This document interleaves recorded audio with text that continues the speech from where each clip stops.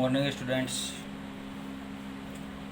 आज अपन जो डिस्कस कर रहे हैं वो अपने लास्ट टॉपिक से ही रिलेटेड है कि जो लास्ट टॉपिक था अपन ने स्टार्ट किया था कि फिनॉल की केमिकल रिएक्शंस स्टार्ट की थी, जिसमें अपन ने इसके 3 टाइप की रिएक्शंस बताई थी, जिनमें अपन ने फर्स्ट जो टाइप बताया था वो क्या बताया था कि रिएक्शन ऑफ, फिर second reaction of benzene ring और कंडेंसेशन रिएक्शन। तो इसमें 3 पार्ट्स अपने स्टार्ट किए, मतलब इसके 3 पार्ट्स हैं कि आप ये अलग अलग टाइप से, जैसे आपने अल्कोहल में अपने डिफरेंट टाइप की रिएक्शंस पढ़ी थी, केमिकल रिएक्शंस, ठीक है।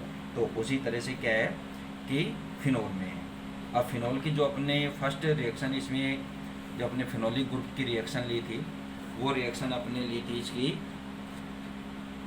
कि इसका एसिडिक करेक्टर, ठीक है, कि एसिडिक करेक्टर पे अपने 2-3 रिएक्शंस बताई थी आपको कि जिसमें गर्नियर रिएजेंट के साथ है, सोडियम हाइड्रोक्साइड के साथ है, ठीक है ना, कि भी एसिडिक नेचर में क्या होता है कि भी कोई भी जो रिएजेंट होता है वो किसी क्या है कि बेस से रिएक्ट करेगा और रिएक्ट करके क्या है कि क्या देगा कि साल्ट और वाटर का फॉर्मेशन करता है। तो उसके अपन ने यहाँ पर एग्जांपल्स दिए थे, ठीक है।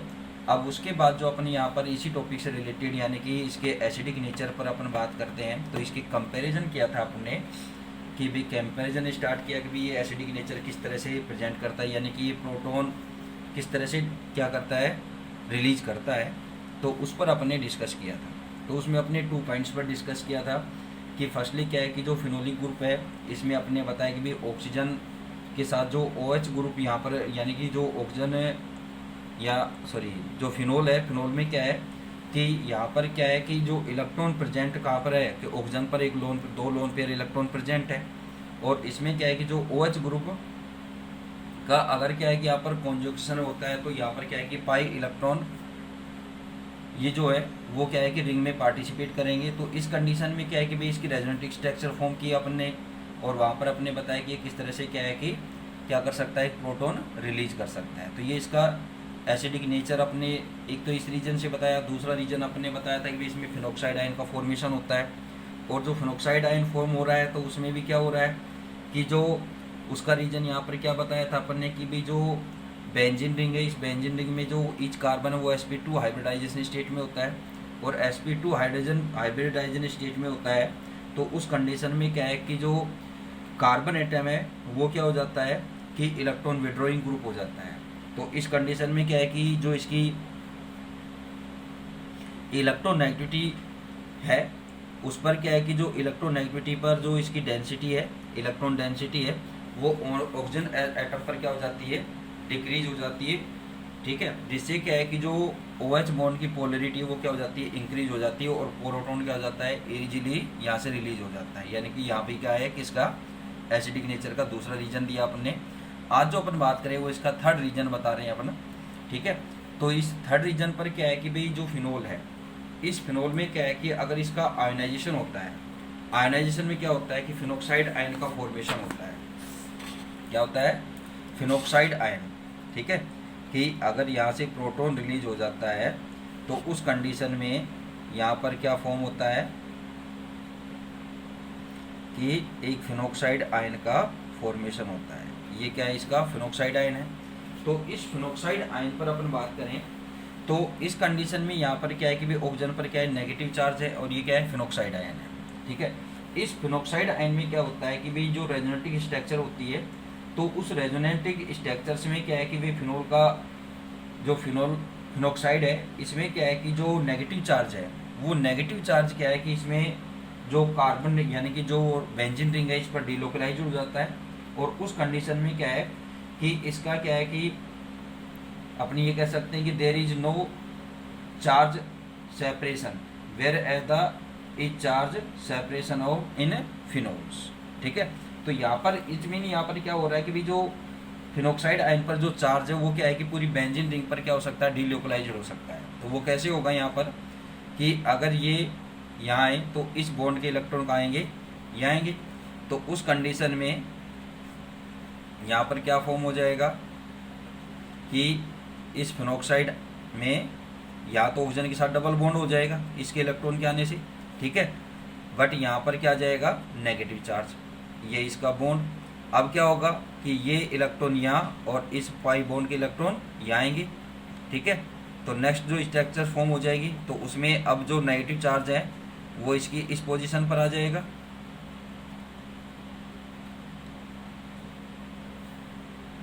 ठीक है। अब इस कंडीशन में यहाँ पर क्या आ गया, नेगेटिव चार्ज आ गया और यहाँ डबल बॉन्ड फॉर्म हो गया और यहाँ ये डबल बॉन्ड। अब ये जो नेगेटिव चार्ज यानी कि ये यहाँ आएंगे और यहाँ से ये इलेक्ट्रॉन यहाँ आएंगे। तो नेक्स्ट कंडीशन क्या हो जाएगी, इसकी नेक्स्ट रेजोनेटिव स्ट्रक्चर क्या फॉर्म हो जाएगी, डबल बॉन्ड O, इसका 2 लोन पेयर ऑक्सीजन के, ठीक है। और यहाँ पर क्या आ जाएगा, नेगेटिव चार्ज आ जाएगा और यहाँ पर क्या हो जाएगा, बॉन्ड का फॉर्मेशन, डबल बॉन्ड का फॉर्मेशन हो जाएगा। तो अब आप इसमें ये देखिए कि भी जो कंडीशन आ रही है यानी कि जो नेगेटिव चार्ज आ रहा है वो नेगेटिव चार्ज क्या है कि इसकी ऑर्थो, पैरा और मेटा पोजीशन पर सभी पर आ रहा है, ठीक है ना। कि इस यहाँ पर इट मीन यहाँ पर क्या हुआ कि जो आयन्स है यानी कि जो नेगेटिव चार्ज है वो नेगेटिव चार्ज क्या है कि रिंग पर क्या हो जाता है, डीलोकलाइज हो जाता है। तो इस कंडीशन में क्या है कि अगर यहाँ से क्या होता है कि इट मीन यहाँ पर क्या हुआ कि अगर यहाँ से कोई प्रोटॉन रिलीज होता है, अगर फिनोल क्या करता है, प्रोटॉन रिलीज करके फिनोक्साइड आयन फॉर्म करता है, तो वो फिनोक्साइड आयन क्या है कि रेजोनेंस के द्वारा यानी कि रेजोनेटिक हाइब्रिड के द्वारा क्या हो जाता है, वो स्टेबल हो जाता है, ठीक है।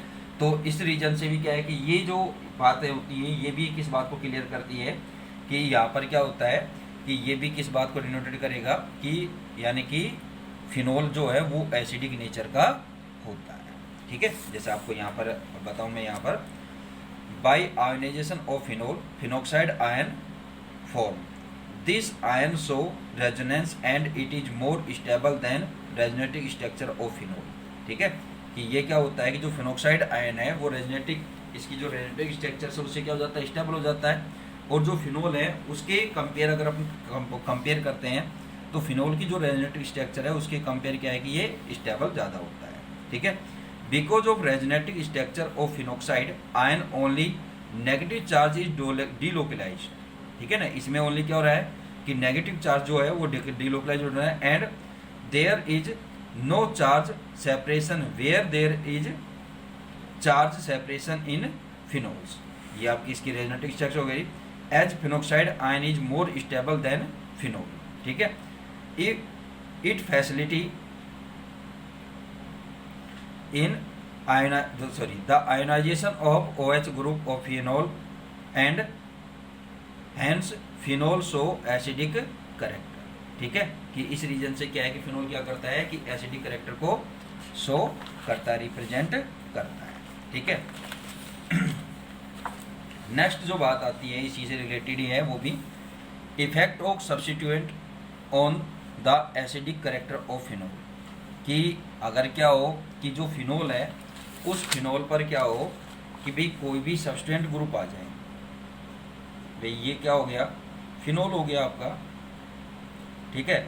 इस फिनोल की किसी भी पोजीशन पर कोई सब्स्टिट्यूट ग्रुप आ जाता है, जैसे कि यहाँ पर नाइट्रो ग्रुप आ जाए, ठीक है, मैथिल ग्रुप आ जाए, तो इनके आप पढ़ भी चुके हैं कि अगर मैथिल होगा तो आपको पता है क्रिसोल रहेगा, ठीक है ना। और वो क्रिसोल किस पोजीशन पर ऐड होगा वो आपको पता ही है कि इसके अलग अलग पोजीशन के अकॉर्डिंग अपने यहाँ पर क्रिसोल बनाया था, ठीक है। कि ऑर्थो, मेटा और पैरा पोजीशन पर अगर क्या है कि क्या जुड़ जाए, मैथिल ग्रुप ऐड हो जाता है, तो उस कंडीशन में क्या है कि वो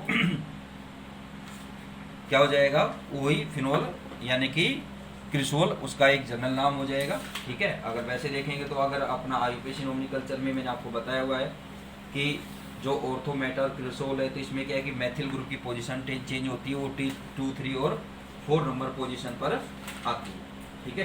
तो इसके अकॉर्डिंग यहाँ पर आप अपने यहाँ पर डिस्कस करेंगे, ठीक है।